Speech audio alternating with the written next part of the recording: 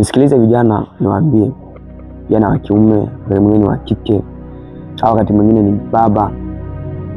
Hata kama unajiita muhuni, hata kama unajiita msela, namba 32, namba 45, nataka nikwambia kwamba ziheshimu kazi za Mungu. Hata kama utawaheshimu watumishi wa Mungu, lakini ziheshimu kazi za Mungu. Ngoja nikupe ushuhuda kidogo. Wakati nipo advance, nilikuwa ni kiongozi wa dini. Ninakumbuka nilikuwa na muumini mmoja, alikuwa yeye ni muumini, ni msela. Nilikuwa nikimfuata sana katika habari ya kuingia ibadani, habari ya familia. Lakini mtu yule alinishangaza sana kitu kimoja.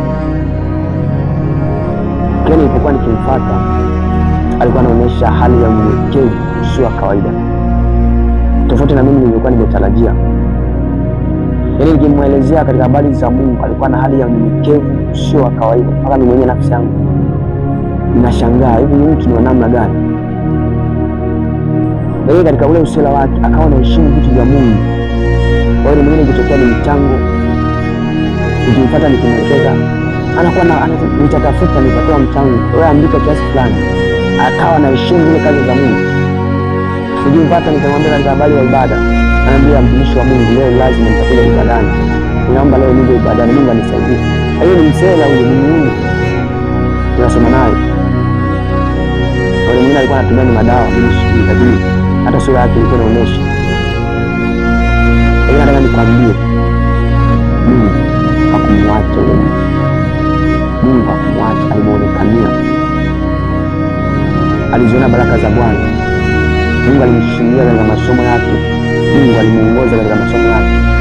Kwa sasa hivi ninapozungumza na wewe, tayari nipo chuo kikuu. Ni kwa sababu gani? Mungu anatamani heshima kuliko vitu vingine, anatamani utii kuliko vitu vingine. Yeye anasema ya kwamba utii ni bora kuliko dhabihu. Kumbe unapotii Mungu na kuzitii kazi za Mungu, kuna neema Mungu anaifunua kwako, kwa sababu swala la kukombolewa ni swala dogo sana kwa Mungu. Mungu anachokitazama ni utii wako.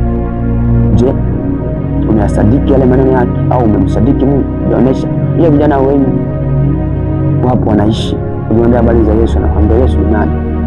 Mimi nipoteze muda wangu. Lakini nataka nikwambia kwamba kuwa na heshima ya vitu vya Mungu, kuwa na heshima juu ya watumishi wa Mungu. Yesu anasema ni bora msadiki yale ambayo Baba yangu amenituma.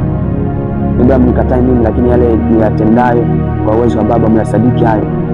Kuna wakati mwingine unaweza simheshimu mtumishi wa Mungu, lakini kile anachokitenda ambacho ameagizwa na Mungu, basi kiheshimu, na nakuahidi ya kwamba utaziona baraka za Mungu katika maisha yako.